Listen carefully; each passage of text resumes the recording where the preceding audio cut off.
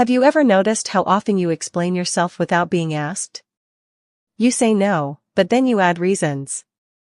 You make a decision, and you immediately start justifying it. You set a boundary, but then you soften it with apologies so no one feels uncomfortable. Psychology says this habit is very common, especially among kind, sensitive, and emotionally aware people. You don't explain yourself because you are weak. You explain yourself because at some point in your life, being misunderstood hurt you. So your mind learned that explaining more would keep you safe. Many people grow up in environments where their feelings were questioned or dismissed. When that happens, the brain adapts. It learns to defend emotions, intentions, and choices before anyone else can challenge them. Over time, this turns into a pattern. You explain yourself automatically, even when no explanation is needed. Psychology calls this approval-seeking behavior. It is the desire to be seen as reasonable, kind, and acceptable. Deep down, there is often a fear of conflict, rejection, or judgment. Explaining feels like a way to control how others see you. But psychology also reminds us of an uncomfortable truth. You cannot control people's reactions, no matter how carefully you choose your words. Over-explaining comes with a hidden cost. Each time you justify your decisions unnecessarily, you send a message to your own mind that your choices are not strong enough on their own. Slowly, this creates self-doubt. You begin to question yourself more. You replay conversations in your head.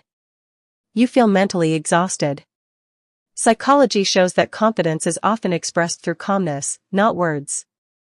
Confident people do not rush to explain themselves. They trust their decisions. They understand that not everyone needs to agree with them. They also accept that being misunderstood by some people is unavoidable. This does not mean confident people are cold, it means they value clarity over approval. They communicate when there is mutual respect, and they stay silent when explaining would only drain them. They know the difference between healthy communication and emotional over-explaining. Over-explaining is often mistaken for good communication, but psychology makes a clear distinction. Healthy communication happens when both people are open and willing to understand each other.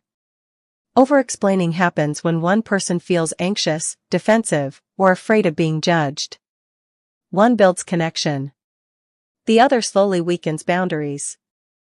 Another important psychological insight is that over-explaining is often a trauma response. If you had to constantly prove your intentions or defend your feelings in the past, your nervous system learned that explaining was necessary for emotional safety. It is not a flaw in your personality. It is a learned survival behavior. But survival habits do not always serve us in healthier environments. What once protected you can later limit you. Psychology says growth often feels uncomfortable because it requires letting go of behaviors that no longer help you. When you stop explaining yourself, something interesting happens. At first, it feels awkward. Silence feels heavy. You may worry that others will think you are rude or distant. But psychology says silence is not rude. Disrespect is rude. You can be kind without over-explaining. You can be polite without giving away your peace. People often respect you more when you speak less and stand firm. This is because clear, simple statements carry authority. Long explanations sound uncertain, even when they are honest. Short, calm responses signal self-trust. And self-trust invites respect. Not everyone will react positively to this change. Some people may push you for reasons. Some may feel uncomfortable. Psychology explains that this often happens because those people benefited from your over-explaining. When you stop, the dynamic changes. And not everyone likes losing control. But the right people will adapt. The right people will not demand constant explanations. They will listen. They will respect your boundaries. They will trust your words without needing a long story. Learning to stop explaining yourself does not mean becoming silent or emotionally closed. It means choosing when your words are necessary and when they are not. It means asking yourself a simple question before speaking. Am I explaining to connect, or am I explaining to defend? If it is connection, speak freely. If it is defense, pause. Psychology reminds us that you do not owe everyone access to your thoughts. You do not owe everyone reasons for your choices. You do not owe everyone comfort at the cost of your mental peace. Your energy is limited, and it deserves protection. You can explain yourself perfectly and still be misunderstood. You can stay quiet and still be respected. Your worth does not increase with longer explanations.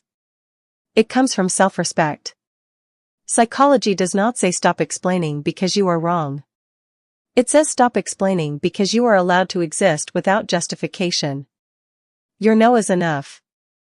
Your choice is enough. Your presence is enough. Confidence is not loud. Confidence is calm. And sometimes, the strongest thing you can say is nothing at all. If you like this video, please subscribe to our channel.